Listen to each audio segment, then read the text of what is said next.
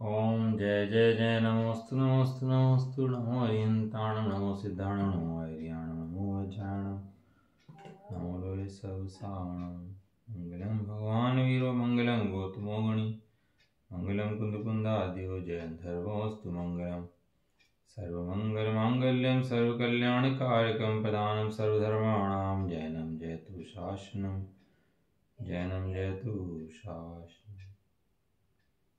नमः समय साराय स्वानुभूत्या च कास्ते चित्स्वभावाय भावाय सर्वभावान्तरचिदे वन्दितु सर्वसिद्धे धूमचर्मणं गतिं पत्ते वक्षामि समय पाहुणमणिमो सुरकेवली भणिदम्।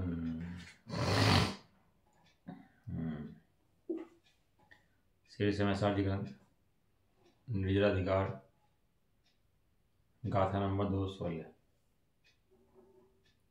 पढ़ लेते हैं गाथा। जो वेददिवेद्य यदि समय समय उणसदे उभयं तं जान गोदुणाणि उभयं पिण कंखदी कयावी रे वेद्य वेदक भाव दोनों समय समय विनष्ट है ज्ञानी रहे ज्ञायक कदापि न उभय की वांछा करे। वेद्य वेदक भाव, वेदन में आने वाला वो कर्म का उदय और उनको भोगने वाला वो जीव है ना। कर्ता कर्म, ज्ञेय गायक, भाव्य भावक, वेद्य वेदक, छेद्य छेदक, भेदक भेद्य, सब भाव ने प्रकार के भाव हैं जो जीवन में वर्णन करे गए हैं। यानी कि जो कर्म का उदय है वो तो वेदन में आता है और जीव उसका वेदन करता है ना। तो समझा रहे हैं, कुछ सिद्धांत समझा रहे हैं इसके अंदर। देखो इसकी तो गाथा हो गई थी ना, गाथा भी हो गई थी, टीका हो गई थी और भावार्थ भी चल रहा था। भावार्थ का क्लास चलेगा है ना। वेदक भाव और वेद्य भाव में काल भेद है। जैसे कर्म का उदय आता है, कर्म का उदय आता है तो तुरंत जाने में नहीं आता, उसके अंदर काल भेद पड़ता है। एक होता है छद्मस्त, एक होता है केवली। केवली ज्ञान जो है वस्तुओं को तुरंत जानता है, एकदम उसमें अंदर नहीं पड़ता। लेकिन जो मति ज्ञान शुद्ध ज्ञान ना, जो छद्मस्त के होते हैं, उनके अंदर क्या होता है, उनके अंदर अंतर पड़ता है, वो तुरंत नहीं जानता छद्मस्त। छद्मस्त किसे कहते हैं? जो वस्तुओं को कर्म पूर्वक जानता है उसे छद्मस्त कहते हैं। वस्तु कैसे जानता है? कर्म पूर्वक। कर्म मतलब सीरियल वाइज, मतलब ऐसे नहीं जानता एकदम से जैसे घटना घटी वैसे जान ली। घटना घटने के बहुत समय के बाद ज्ञान जानता है। तो जिस समय कर्म का उदय आता है वो वेदन तो उसके बाद होता है, वो घटना तो घट चुकी होती है उससे पहले। जैसे मैच चल रहा हो कहीं विदेश में और प्रसारण हो रहा हो उसका टेलीविजन पे, रेडियो पे, और वो बॉल खेली, उसे छक्का मारा, तो छक्का लगते पता लगता है कि कुछ देर बाद पता लगता है आपको? अब वो पहले वहाँ देखेगा, फिर बोलेगा, अब बोलने वाली किरणें आएंगी, अब किरणें आगे यहाँ पर तुम्हारे ट्रांजिशन बजेंगी और उसके बाद ही तुम्हारा दर्शन होगा, मति ज्ञान होगा, फिर यह आवाज़ धारणा, ग्रह आवाज़ धारणा होंगी, उसके बाद कोई जानने में मति ज्ञान का विषय बनेगा, फिर शुद्ध ज्ञान का विषय बनेगा। कितना भेद पड़ा उसके अंदर है जानने में। कर्म को तो चला गया जब तक कहीं कहीं। तो कह रहे हैं वेदक भाव और वेद्य भाव में काल भेद है। जब वेदक भाव होता है तब वेद्य भाव नहीं होता, और जब वेद्य भाव होता है तब वेदक भाव नहीं होता। जब कर्म का उदय है तब उसका भास नहीं है, और जब भास है तब कर्म का उदय चला जाता है जब तक, तो है ना। ये क्या पास चलता है सारा। जब वेदक भाव आता है तब वेद्य भाव विनष्ट हो चुका होता है, तब फिर वेदक भाव किसका वेदन करेगा? और जब वेद्य भाव आता है तब वेदक भाव विनष्ट हो चुका है, तब फिर वेदक भाव के बिना वेद्य का अनुवेदन कौन करेगा? ऐसी अवस्था को जानकर ज्ञानी स्वयं ज्ञाता ही रहता है, वांछा नहीं करता है। ऐसी अवस्था व्यवस्था को जान करके दोनों का संबंध नहीं है, ऐसी व्यवस्था में कौन वेदन करे? हैं, यहाँ प्रश्न होता है कि आत्मा नित्य है, इसलिए दोनों भावों का वेदन कर सकता है। तब फिर ज्ञानी वांछा क्यों ना करे। यहाँ प्रश्न आया पंडित साहब ने, कह रहे हैं कि आत्मा कैसा है, आत्मा नित्य है, वो तो आत्मा नष्ट होता नहीं है, आत्मा तो वही का वही रहता है। तो दोनों भाव का वेदन कर ले, वेदक का भी, भूतकाल का भी, भविष्य काल का भी, वर्तमान का भी। तो ज्ञानी वांछा क्यों ना करें। तो कह रहे हैं वेद्य वेदक भाव विभाव भाव है, स्वभाव भाव नहीं है, इसलिए वो क्या है, विनाशी है। अतः वांछा करने वाला वेद्य भाव जब तक आता है तब तक वेदक भाव, भोगने वाला भाव नष्ट हो जाता है, और दूसरा वेदक भाव आए तब वेद्य भाव नष्ट हो जाता है। इस प्रकार वांछित भोग तो नहीं होता, इसलिए ज्ञानी निष्फल वांछा क्यों करे। जहाँ मनोवांछित का वेदन नहीं होता वहाँ वांछा करना अज्ञान है। क्या हुआ, ध्यान कहाँ है। अब इसमें जैसे जाए टीका पढ़ लेते हैं, पढ़ लो। पेज नंबर है 539, उत्थानी का। अब सम्यक ज्ञानी जी भविष्य काल की भोगों की वांछा नहीं करता, ऐसा कहते हैं। 216 गाथा नंबर उसमें है, 216 नंबर चलिए ना गाथा, हाँ इसमें है 200 नंबर गलत दिया दिया इसके अंदर। ये जैसा जय गाथा नंबर है, नंबर गलत दिया 214 लिखा है, गलत है। तात्पर्य का जो इंस रागादि विकल्प रूप से कर्ता होकर वेदन करता है, अनुभव करता है, किंतु जो साता का उदय कर्म करने को प्राप्त होकर रागादि विकल्प से वेदन किया जाता है, अनुभव किया जाता है, वे दोनों भी अर्थ पर्याय के अपेक्षा से पढ़ते समय विनश्वर हैं। वे दोनों भी वेद्य वेदक रूप से वर्तमान भाव को विनश्वर जानता हुआ तत्वज्ञानी उनकी आकांक्षा कदापि भी नहीं करता है, क्योंकि दोनों ही विनश्वर है। वेदक भी और वेद्य भी दोनों क्या हैं, विनश्वर हैं। मैं कैसा हूँ, मैं नित्य स्वभावी हूँ, मैं अविनश्वर हूँ, इसलिए अपनी वांछा करता है, अन्य भोग की वांछा वो नहीं करता। हाँ, नहीं करता अन्य भोग की वांछा। देखो होता है ज्ञेय ज्ञायक, ज्ञेय ज्ञायक मन ज्ञान के अंदर जानने में आता है, उसे कहते हैं ज्ञेय ज्ञायक संबंध। क्या बोलते हैं उसको, ज्ञेय ज्ञायक संबंध। ज्ञायक है जीव, और जानने माने वाले पदार्थ हैं, वे क्या हैं, वे हैं ज्ञेय।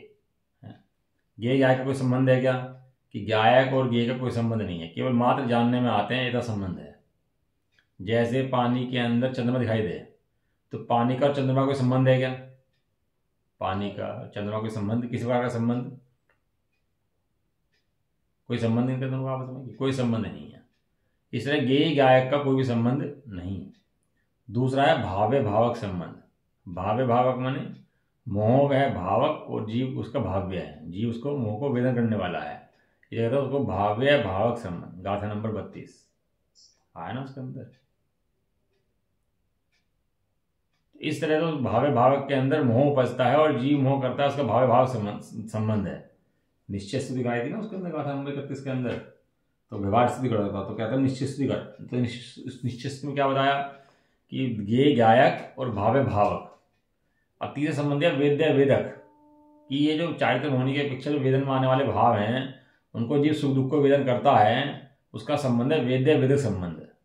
तो कहते हैं भैया कर्म भी नष्ट हो जाएंगे, और जो तेरा परिणाम उनको अनुभव करने वाला है वो भी नष्ट हो जाएगा। क्यों, क्योंकि जीव कैसा है, जीव नित्य स्वभावी है, और ये पर्याय हैं, नष्ट हो जाने वाली है। इसलिए कलश कहते हैं इसके अंदर, देखो एक आचार्य रामचंद्र क्या कलश कह रहे हैं, पढ़ लेते हैं। वेद्य वेदक विभाव चलत्वाद वेद्यते न खलु कांक्षितमेव तेन कांक्षिति न किंचन विद्वान् सर्वतोऽपि अति विरक्तिमुपैति। श्लोकार्थ। वेद्य वेदक रूप विभाव भावों की चलता अस्थिरता होने से वास्तव में वांछित का वेदन नहीं होता, इसलिए ज्ञानी कुछ भी वांछा नहीं करता, सबके प्रति अति विरक्तता को प्राप्त होता है। भावार्थ। अनुभव गोचर वेद्य वेदक विभाव में काल भेद है, उनका मिलाप नहीं होता, क्योंकि वे कर्म के निमित्त से होते हैं, इसलिए अस्थिर हैं। इसलिए ज्ञानी आगामी काल संबंधी वांछा क्यों करें, इसलिए ज्ञानी की आगामी काल संबंधी वांछा भी नहीं होती है। क्यों? क्योंकि उनके दोनों में काल भेद है, दोनों का मिलन नहीं होता ऐसा। अब गाथा नंबर 2 कह रहे हैं कि इस प्रकार ज्ञानी को सर्व उपभोगों के प्रति वैराग्य है, यह कहते हैं। जो ज्ञानी है उसको संसार के समस्त भोग नहीं है, समस्त उपभोग के प्रति वैराग्य है, त्रिकाल संबंधी भोग का वो परिग्रह रहित है। देखो क्या कहेगा, गाथा नंबर 217 पढ़ लेते हैं इसके ना। गाथा नंबर 217। बंधु भोग निमित्ते उज्जव साणोदय सुनाणिस, संसार देविस एसुणे उपज्यते रागो, संसार तन संबंधी अरुबंधोपभोग निमित्त जो, उन सर्व अध्यवसान उदजु राग हो न ज्ञानी को।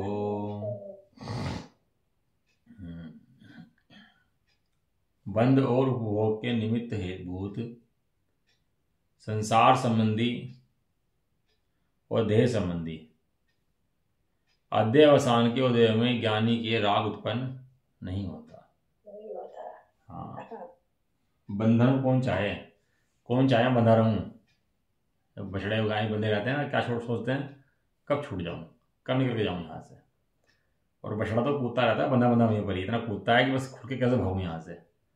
ऐसे ही जिसको बंधन का ज्ञान नहीं है वो तो छूटने का उपाय नहीं करेगा, लेकिन जिसको बंधन का ज्ञान हो गया कि मैं बंधा हुआ हूँ तो छूटने का उपाय करेगा, निकलने का उपाय करेगा। अब बंधन को चाहेगा कि उसे खुलने का उपाय करेगा, कि बंधन से छूटने का, बंधन से खुलने का उपाय करेगा। इसलिए ये शरीर देह किसके हेतु हैं? कह रहे बंधन के हेतु हैं, निमित्त हैं बंधे के। वास्तव में शरीर ने नहीं बांधा, निमित्त लिखा है, शरीर ने बांधा हुआ ऐसा नहीं है। ये जीव अपनी मान्यताओं में स्वयं बंधा है, कोई शरीर इसको बांधने वाला नहीं है। हाँ, देह इसको बांधती है ऐसा नहीं है। ये देह के संबंध होने पर अपने संबंधी जिसका ज्ञान है ये उससे बंधा है, किसी और से नहीं बंधा। यदि अपनी सत्ता का ख्याल इसको लग जाए, अपनी ताकत पता लग जाए इसको, कल शाम चली थी ना कि समुद्र, पानी में कितनी ताकत है, समुद्र में कितनी ताकत है, समुद्र में समुद्र की ताकत है, आकाश में कितनी ताकत है, और जो अनंत आकाश है उसके अंदर कितनी ताकत है, और उस अनंत आकाश को भी जो ज्ञान जानता है बैठे बैठे यहीं पर बिना जाए हैं, उस ज्ञान बिना जाए उनको यहीं जान ले, तो उस ज्ञान में कितनी ताकत है। असीमित अनंत महिमा बताइए उस ज्ञान की। उस ज्ञान स्वभाव खुद पिए बैठा, उस ज्ञान स्वभाव को अभी बैठा, लेकिन उस ज्ञान की महिमा नहीं करता। बस इतना जानता है मैं तो ये मति ज्ञान और शुद्ध ज्ञान वाला हूँ, मैं तो इतना जानता हूँ, बस मैं तो इतना हूँ और ऐसा हूँ। बस ये जानता हुआ हीन हो जाता है, अपनी ताकत नहीं यहाँ पहचानता वो हीन हो जाता है। उदाहरण दिया था ना, वो शेर का बच्चा गीदड़ों में मिल गया जाकर के, वो बचपन में गिर गया गीदड़ों में, और गीदड़ों में पला, गीदड़ों ने पाला उसको, गीदड़ों जैसी बातें करता है, गीदड़ जैसी आवाज़ निकालता है। अब अपन गीदड़ मानता है, गीदड़ हूँ मैं तो। अब शेर पीछे भागे तो जैसे गीदड़ भागे तो वही भागे, क्यों? ये संस्कार पड़ गया उसको, गीदड़ बनेगा कि मैं क्या हूँ, तो गीदड़ हूँ। और वो शेर के बच्चे ने देखा ही नहीं उसको, ये शेर का बच्चा गिदड़ों भाग रहा, ये क्या चक्कर है भाई, शेर को बांटता हूँ गिदड़ों के अंदर। तो उसने उसको पकड़ लिया जाकर के, और रोए बैठ करके, तो क्यों रोता है? कहने लगा मैं गिदड़ भाग रहे हैं तो मैं तो भागूंगा, मैं गिदड़ हूँ। कहने लगा गिदड़ नहीं है तो शेर है। कहना नहीं नहीं मैं तो भाग नहीं दूँ, जाने दो, मचल रहा है जहाँ भागने के लिए। उसको पकड़ बैठा के समझाया, कहने लगा तू धाड़ लगा जैसे मैं लगाता हूँ। तो धाड़ लगाई उसने, तो कहना तू धाड़ लगा के दिखा। 2-4 बार तो बोले मेमने की तरह, ये शेर का बच्चा होता है ना, गीदड़ का बच्चा थोड़ा ना होता है। तो 2-4 बार धाड़ लगवाई तो बाद धाड़ निकल गई उसकी हल्की सी, तो पहचान हुई उसको पहली बार कि अरे मेरी आवाज़ तो गीदड़ जैसी नहीं है, अपना भान हो गया कि वैसे ही रहो। अरे उसको इतना एकदम लगा, कहने लगा मैं गीदड़ तो नहीं हूँ, मैं तो बात मेरी शेर जैसी आ रही है, तो कुछ इसका चक्कर है। इतना फर्क समझ में आया, इसका नाम संवेदन है। इतना फर्क समझ में आ गया ना, इसका नाम क्या है? इसका नाम संवेदन है। उसे बताया आचार्य देव ने, अरे तू कहाँ चक्कर में जैसे बड़ी राग द्वेष मोह कर्म राग, कहाँ इतने चक्कर पड़े, कुछ भी ताकत नहीं है इनकी, तेरी ताकत असीमित है। तू शेर है, गिदड़ तेरे पीछे भागेंगे, तू गिदड़ों में भाग रहा है। कि तू भागेगा, गीदड़ सारे आगे भागेंगे, ये ताकत तू लेके बैठा हुआ है। अभी तो आचार्य ने बताया कि तू जीव है, तू ज्ञान वाला है, अनंत ज्ञान वाला है, ऐसे जानते पहचान करी कि हाँ यार कुछ तो गड़बड़ है, कुछ तो मामला अलग चल रहा है। बात तो सही है, दो चीज नहीं है, एक चीज नहीं है यहाँ पर, यहाँ दो चीज है। यहाँ पर कितनी चीजें? दो है, यहाँ एक नहीं है। तो देखा अरे यहाँ पर दो चीजें हैं यहाँ पर, तो देखा तो अरे मैं तो ये कुछ और चीज हूँ, मैं तो ज्ञान स्वरूप ही हूँ, ऐसे जानने का नाम समय दर्शन है। अब वो सीखेगा, भागेगा, दौड़ेगा, सब काम करेगा, अब लेकिन पहले पहचान कर लेगा अपनी कि मैं क्या हूं, मैं शेर हूं। ऐसे गिद्दड़ ने पहचान कर ली थी, मैं शेर हूं। ऐसे अपनी पहचान कर लेगा, मैं कौन हूं, मैं जीव द्रव्य हूं, कैसा हूं, अनंत शक्ति वाला हूं, तीन लोक का सम्राट हूं, भगवान हूं। लिखे आचार्य ने सब बातें ज्ञान के बारे में। तीन लोक का सम्राट है, साम्राज्य है बसा हुआ पूरा का पूरा अंदर। लेकिन ऐसी शक्ति सामर्थ्य नहीं जानता हुआ अपना, वो जीव क्या है, ज्ञान दुखी होता है। फिर भी बातें भाई ऐसी करेगा, हैं तो भाई जब जाने तब की बात है तो भाई, हैं ऐसे करते होंगे ज्ञानी जीव, हैं तो भाई, लेकिन हो जाए तब की बात है। अरे धाड़ लगा दे, हूं परमात्मा छू ये नक्की कर, हूं तीन लोग का नाथ छू ये नक्की कर, हूं भगवान छू ये नक्की कर, अभी नक्की कर, अत्यारे श्रद्धा अत्यारे नक्की करे जो है, अत्यारे अभी नक्की कर। क्या नक्की कर? कि मैं तीन लोग का नाथ भगवान परमात्मा हूं। ऐसे अपनी भान होना, उसका नाम सम्यक दर्शन है, सम्यक ज्ञान है, सम्यक चारित्र है। हाँ, तो सब कुछ करता रहे भैया, ये काम ना करे तो फिर इसका संसार नहीं घटता। वो हीन रूप परिणमन करता है, ज्ञान का परिणमन हीन रूप रहता है। एक ज्ञान का जो हीन रूप परिणमन है, इसी का नाम संसार कहा। क्या कहा? ज्ञान का हीन रूप परिणमन है, उसी का नाम, वो क्षयोपशम ज्ञान के अंदर मति शुद्ध ज्ञान है, वो उसकी हीनता नहीं, उसको हीनता नहीं कहा। अपने को ज्ञान स्वरूप नहीं जानना, उसका नाम हीनता कहा। अपनी सत्ता सामर्थ्य ज्ञान को नहीं पता, इसका नाम हीनता कहा, इसका नाम यह ज्ञान कहा। और अपनी शक्ति सामर्थ्य का पता लग जाए जीव को, तो इसका नाम ज्ञान की ऊर्ध्वता कहा, अधिकता कहा ज्ञान की। इंद्रिय के विषयों से, राग से, कर्म से ज्ञान को भिन्न जानता है, अधिक जानता है, हमने भिन्न जानता है, अधिक जानता है, अधिक जानता है, हमने भिन्न जानता है। कैसे जानता है? अरे वो परिपूर्ण अखंड जानता है। देखो भगवान ने बस एक मंत्र दिया है कि तू भैया शुद्धात्मा को देख और मुख चला जा, बस। इसके अलावा कोई मंत्र मुख जाने का है नहीं। और शुद्धात्मा जाके सहज हो जाए, बिल्कुल कुछ करूं हटाऊं, ये ले आऊं वो ले आऊं, कुछ नहीं, बस शुद्धात्मा जान, तो आनंद ले बस। तो कौन है? तो शुद्धात्मा है। वह एक शुद्धात्मा ही ध्रुवत्व के कारण उपलब्धमान है। क्या कहा? वह एक शुद्धात्मा ही ध्रुवत्व के कारण उपलब्धमान है, उपलब्ध करने योग्य है। क्यों? क्योंकि ध्रुव है। और बाकी सारे भाव क्या हैं? बाकी सारे भाव अध्रुव हैं, आएंगे नष्ट होंगे, आएंगे नष्ट होंगे। आत्मा कैसा रहेगा? वही का वही, अत्यंत सामर्थ्यशाली।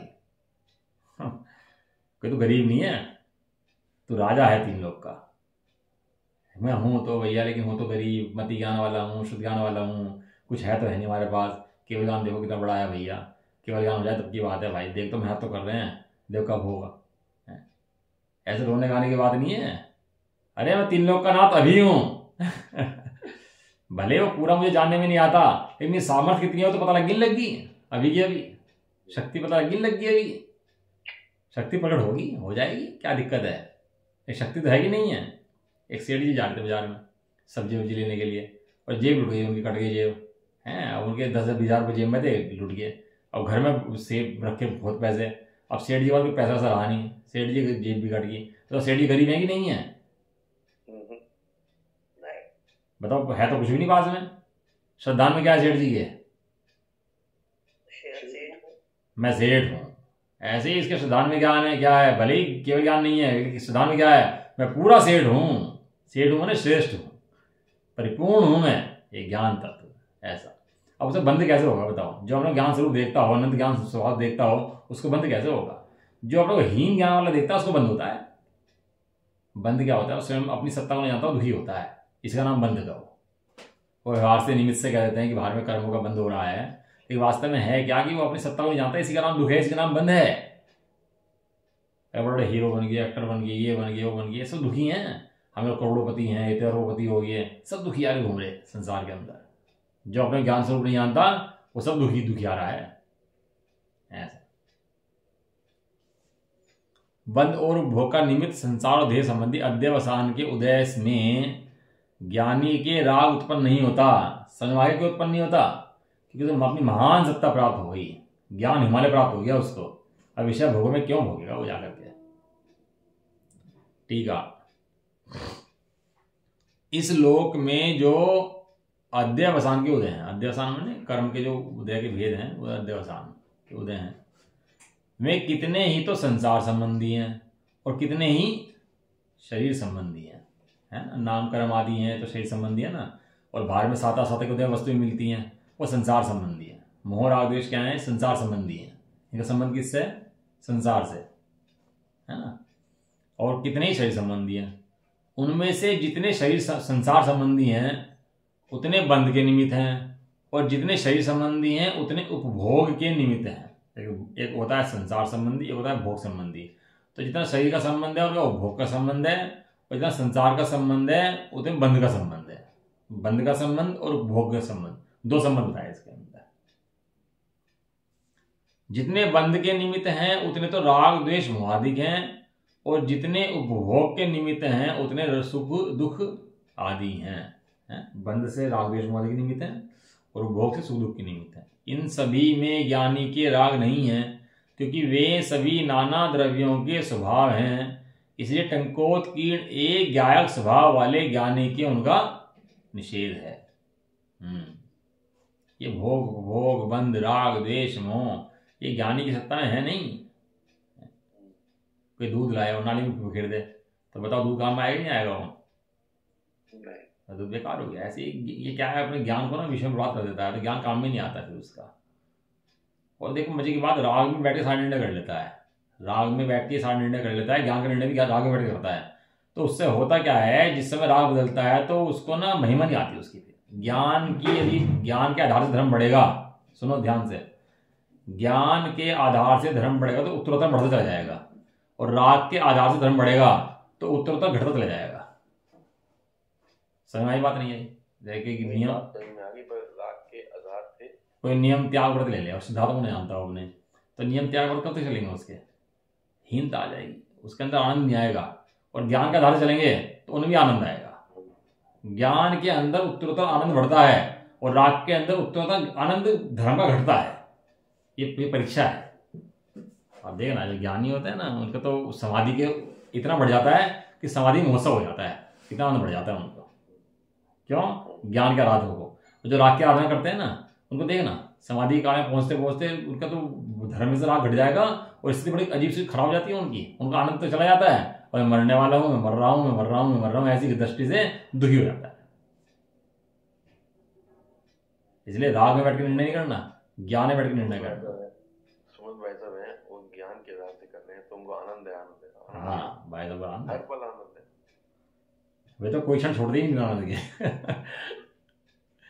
क्योंकि वो ज्ञान पे आधारित है। अच्छा, राग पे आधारित होगा ना, तो राग पे आधारित होने से वो आनंद घट जाएगा उसका। और वो राग से निर्णय करेगा ना तो निर्णय मजबूती आएगी, और ज्ञान से निर्णय करेगा ना तो आनंद भी बढ़ेगा और मजबूती भी आएगी। दोनों बात साथ साथ चलेंगी। और हम लोग क्या डगमगा जाते हैं, डगमा इसलिए राग में निर्णय करते हैं ना बैठ के, इसलिए ज्ञान में निर्णय करेंगे तो डगमाएंगे नहीं। सारा खेल राग और ज्ञान का ही है बस। इसलिए तो ज्ञानी राग में बैठ के निर्णय नहीं करता, ज्ञानी तो राग का निषेध करता है। यदि राग में बैठ के निर्णय कैसे करेगा? है अब तुम चोरों की सभा में जाकर के अपना न्याय कराओ, हैं सत्य का फैसला कराओ, वेश्या से सील की बातें सुनो, हैं वेश्या सील का उपदेश देगी? चोर बिना अचोरे का उपदेश देगा? कुशील शील का उपदेश देगा? सेठ परिग्रहधारी हैं निरत्य का उपदेश देगा? हिंसक अहिंसा का उपदेश देगा?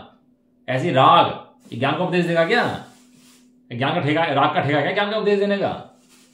राग के पास ठेका नहीं है। ज्ञान स्वयं परिपूर्ण वस्तु है, ज्ञान स्वयं का निर्णय स्वयं कर सकता है। तो राग क्या करेगा ये बताओ मुझे?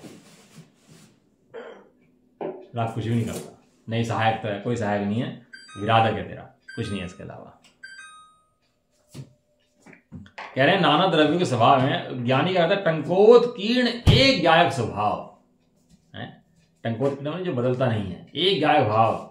और ज्ञानी के वो समस्त राग का निषेध है। वो राग को समझता ही नहीं है, राग को कहता है कि ये तो सब निषेध योग्य है। वो किसको जानता है? अपने ज्ञान स्वभाव को जानता है। ज्ञान स्वभाव स्थापना करने योग्य है और राग को उजाड़ देने योग्य है। राग की बस्ती उजाड़ता है और ज्ञान की बस्ती को बसाता है।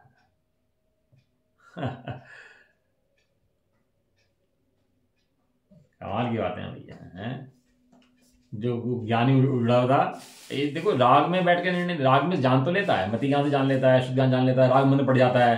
तो उस मंद राग को धर्म नहीं जानना। धर्म कब तक नहीं जानना? तो ज्ञान स्वभाव का अपने परिपूर्ण अखंड ज्ञान स्वभाव निर्णय हो जाए तो धर्म प्रारंभ नहीं होता। वो राग में बैठ के समझ तो लेता, सोच लेता, लेकिन धर्म नहीं प्रारंभ हुआ अभी। तो धर्म मत समझ लेना, धर्म की परछाई भी नहीं है अभी।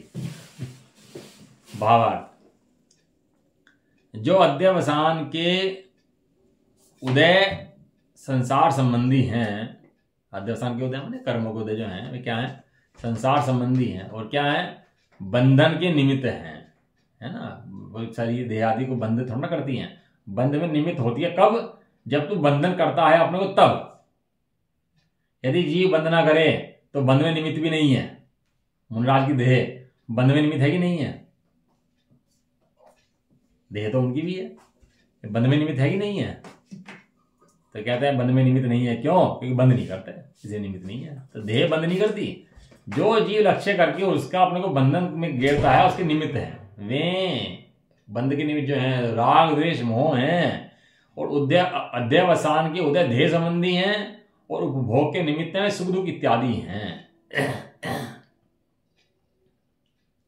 वे सभी अध्यवसान के उदय नाना द्रव्यों के अर्थात पुद्गल द्रव्यों के और जीव द्रव्य जो कि संयोग रूप हैं उनके स्वभाव हैं। ये द्रव्य अध्यवसान है, कर्म को उदय हैं।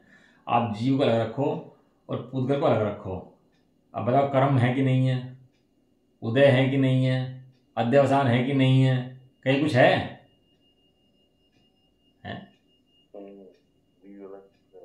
जीव अलग है। आप परमार्थ से विचार करो, परमार्थ विचार करो आप कि जीव और पुद्गल दोनों साथ रखे, दोनों देह पे है, दोनों मिली जुली अवस्थाएं हैं। तो दोनों मिली जुली अवस्थाएं पर दोनों एक अवस्था होगी क्या दोनों की? तो वे अध्यवसान का स्वभाव क्या है कि दोनों को मिलकर उत्पन्न होते हैं। अध्यवसान राग द्वेष मोह कब उत्पन्न होंगे? यदि भिन्न जीव द्रव्य हो, भिन्न पुद्गल द्रव्य हो तो अध्यवसान पैदा नहीं होंगे। अध्यवसान कब पैदा होते हैं? जब जो जीव राग उस पुद्गल को अपना मानता है तो दोनों एक हो जाते हैं और एक होने से उनको राग आदि उत्पन्न होते हैं। ये इसलिए वो द्रव्य दृष्टि कहलाई जाती है। द्रव्य दृष्टि जिनेश्वर और पर्याय दृष्टि विनश्वर, ऐसा कहा। ज्ञानी तो एक ज्ञायक स्वभाव है, वो अपने ज्ञायक स्वभाव को जानता है, इसलिए ज्ञानी के उनका निषेध है। ज्ञानी को किसका निषेध है? अध्यवसान का, संसार का, देह का, सुख दुख का, मोह राग द्वेष का, इसका सबका निषेध है। क्यों? कि ज्ञानी को उनके प्रति राग या प्रीति नहीं है। प्रीति क्यों करेगा भैया? बच्चे को भी घी की सब्जी दो ना तो प्रीति नहीं करता, कहता मुझे तो राजमा छोले बना के दो, बढ़िया बढ़िया चीज बना के दो। और कब खिलाए भी ना उसको तो मन से नहीं खाता, कहता खाता है बेमन से, रो रो खाता है, झिक झिक के खाता है। राग नहीं करता उसके प्रति, खा तो लेता है। ऐसे उसके उदय तो आते हैं लेकिन उस उदय के प्रति उसको राग या प्रीति नहीं है। क्यों? प्रीति कहाँ पर है उसकी? प्रीति नहीं है, नहीं है, नहीं है, नहीं है।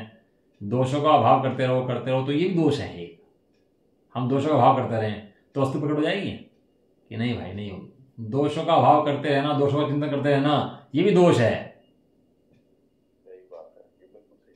सदाकाल दोषों का विचार करता है, मैं तो ऐसा हूं, मैं तो ये हूं, मैं तो वो हूं, मैं तो ऐसा हूं, ये भी दोष है। अरे तू स्वभाव के आधार से दोषों खंडन कर, दोषों खंडन से दोषों खंडन कर। अब दोषों के ज्यादा विचार करता रहे ना तो स्वभाव भूल जाता है, दोषों को अभाव करता रह जाता है। बस ये मकान मेरा नहीं, ये मकान मेरा नहीं, ये दिल्ली के सारे मकान उठा लो, ये मकान मेरा नहीं है। कितने मकान हैं? बहुत सारे मकान हैं, जिंदगी लग जाएगी पूरी की पूरी। ये मेरा नहीं, ये मेरा नहीं, ये मैंने। बात तो सही है, सबको अलग कर दो मेरा बच जाएगा। सारे होने पे क्या लास्ट में कौन बचेगा? लेकिन तो इतनी मेहनत क्यों करता है? जब पहले ही तुझे अपना मकान मिल सकता है तो इतनी मेहनत काहे के लिए करनी? ये मेरा नहीं है, ये मेरा नहीं है, मेरा नहीं है। तो सीधा अपने में प्रवेश करना। जैसे ही अपने प्रवेश करेगा तो सबका निषेध हो जाएगा। और एक एक का निषेध करने जाएगा तो कितना समय लगेगा, कितनी तरह आकुलता होगी, कितना खेद होगा, और वस्तु का आनंद से जब तक च्युत रहेगा। तो सरल बात यह है, इस तरह से अपने एक की स्थापना करो तो समस्त की नास्ति स्वयं हो जाती है। इसलिए ज्ञानी को राग या प्रीति नहीं है। पर द्रव्य प्रभाव संसार भ्रमण के कारण हैं। यदि उनके प्रति प्रीति करे तो ज्ञानी कैसा है? ज्ञानी कैसा है? बड़ा गजब का मंत्र है ये भैया, जो समझ जाए ना तो आनंद भी है सही में। और एक ही गाथा के अंदर भेद ज्ञान करा के मोह का भाव कराया और ज्ञान की स्थापना करी। पूरा जैन शासन समर्पित इसीलिए है कि जिस ज्ञान को जीव भूला हुआ है उस ज्ञान को अपने ज्ञान में स्थापना कर ले। पूरा जैन शासन के अलावा इसके अलावा कुछ है ही नहीं। और भूला है स्वयं आत्मा को, भूला है स्वयं आत्मा को, जो भुलाने के काबिल नहीं है। आत्मनाया है अवसर सुनहरा, चूक जाने के काबिल नहीं है। गजब का है वो, मतलब उस जो भजन है ऐसे गजब भजन भी ऐसे लिख दिए, एकदम आनंद दिखा दिए। इसकी टीका है, इसमें अंदर 2 कलश हैं और 2 कलश के बाद टीका भी आचार्य की बड़ी है। टीका पढ़ लेते हैं, ये अपने पास है, 10 मिनट है ना। पेज नंबर 542 और कलश के वो कल पढ़ेंगे, है ना। इनमें एक्स्ट्रा गाथा भी है, जैसा आचार्य के उसमें 1 2 3 गाथाएं एक्स्ट्रा दी हैं, 4 गाथाएं।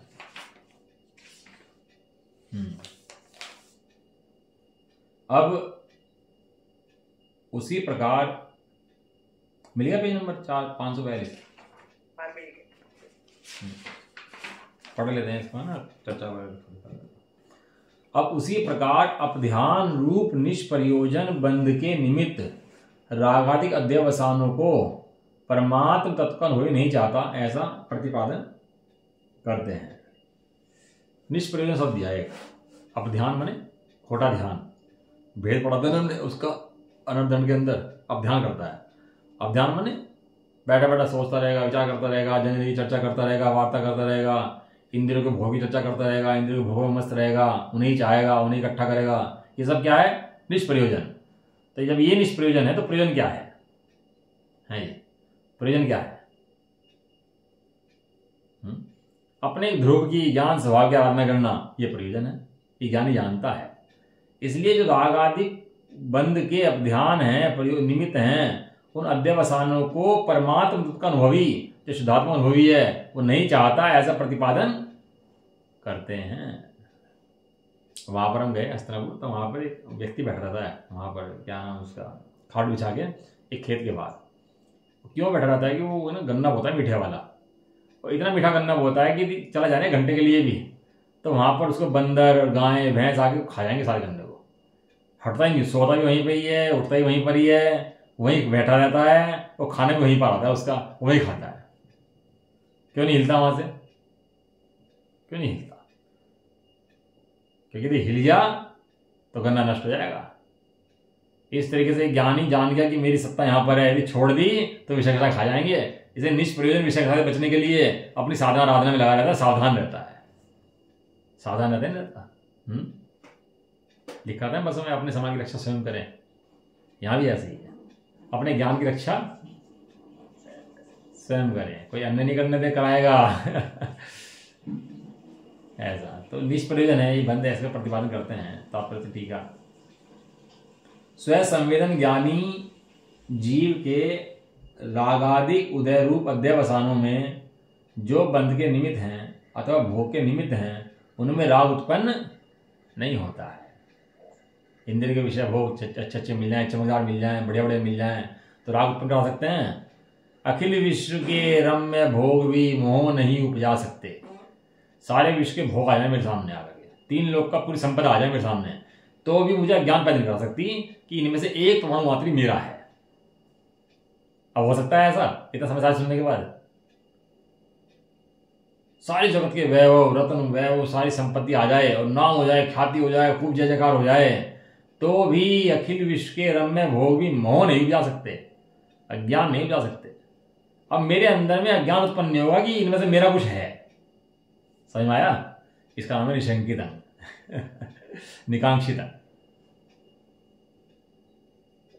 जड़ कण हो, रिद्धि भगवान देव की हो, तीन लोग की संपदा हो, सबको जाना पुद्गल एक स्वभाव जो। सब किसके हैं? मेरे नहीं है। किसके हैं? जिसके पुद्गल के हैं चले जाएंगे पुद्गल के अंदर।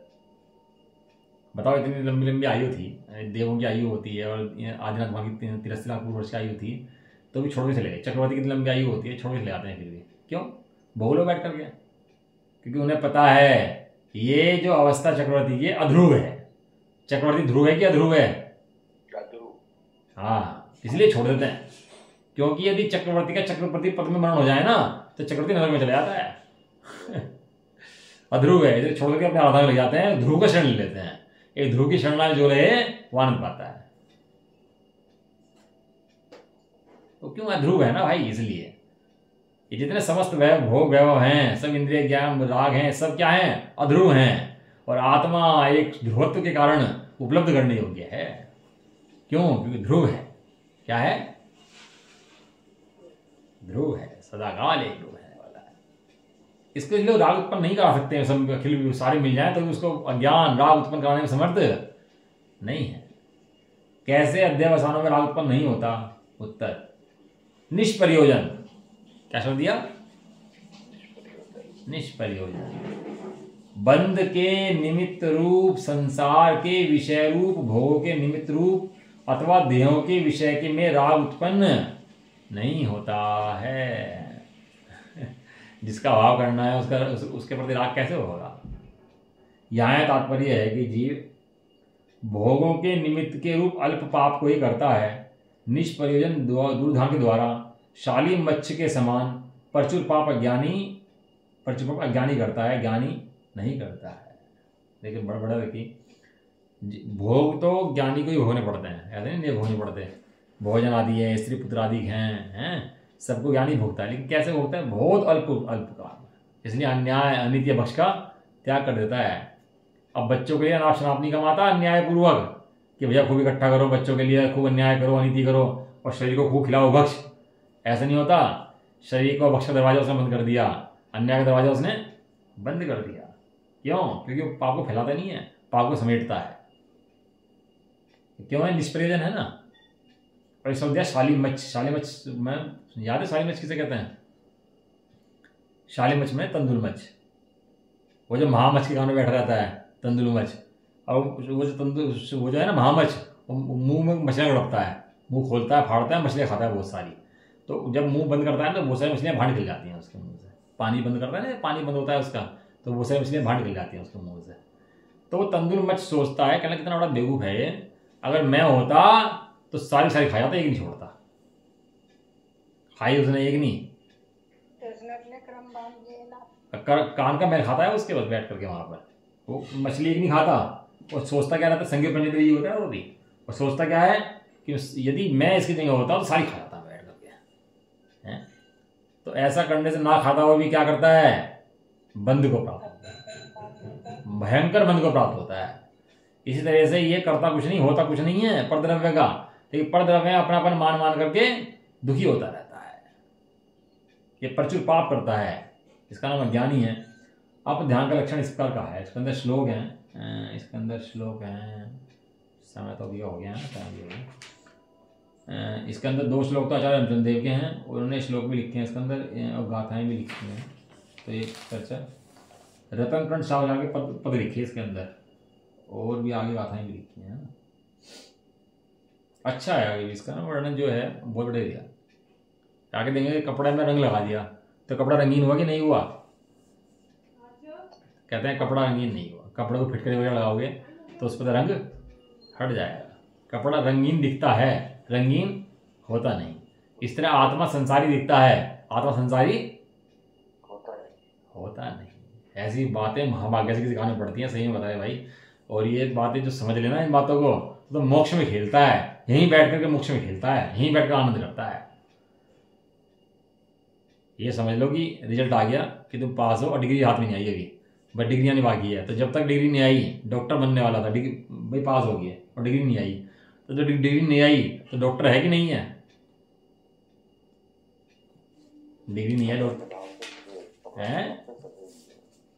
डिग्री तो आती रहेगी पर डॉक्टर तो नहीं। हाँ डॉक्टर डिग्री तो आती रहेगी, अब उसे एहसास किस चीज़ का है, मैं डॉक्टर कोई साहब बन जाए ना, IAS PCS बन जाए, कोई DM VM बन जाए और अभी ऑर्डर हाथ में आया हो तो उसकी धमक देखो, बैठने की उठने की बात करने की कैसी रहती है। हाँ भैया हैं DM है, ऐसे ही इसकी धमक रहती है, मैं क्या हूँ, मैं जीव हूँ, ये धमक में ही वो न्याय नीति पर छूट जाते हैं उसके। अमेरिका में ट्रम्प जीत गया ना, वो इसी धमक से बात करता है। कौन? हाँ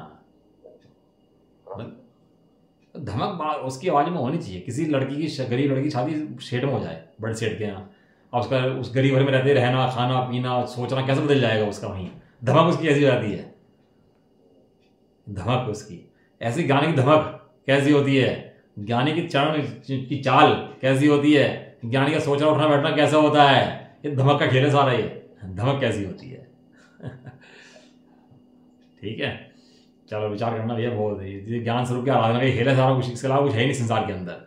ज्ञानी है या अज्ञानी है, जितने अज्ञानी है वे ज्ञान को नहीं जानते, और जितने ज्ञानी है वे ज्ञान का भाव करने में लगे हुए हैं, सब अपने ज्ञान स्वरूप की साधना करने में लगे हुए हैं ऐसा। बाकी तो जितने उदय हैं आएंगे, स्त्री के पुरुष के आयु के कम के ज्यादा के साता के यश के सब कर्म को उदय आएंगे, लेकिन ज्ञानी कैसे कहते हैं, ये सब कर्म को जानता रहता है, अपना नहीं मानता जिनको, कम खाना ज़्यादा खाना अच्छा खाना ये खाना सब उदय में आते रहते हैं, और ज्ञानी उनको मात्र जानता है। हाँ यही ज्ञानी का खेल है, इसलिए निर्जल जाति कर्म की नया बंद नहीं होता, और उनके अंदर जुड़ जाए तो नया बंद हो जाता है। वह ज्ञानता से बंद होता है, और जुड़ना ज्ञानता से होता है, जहाँ ज्ञानता नहीं है वह बंद भी नहीं है ऐसा। चलो जी, निज निधि निज में बता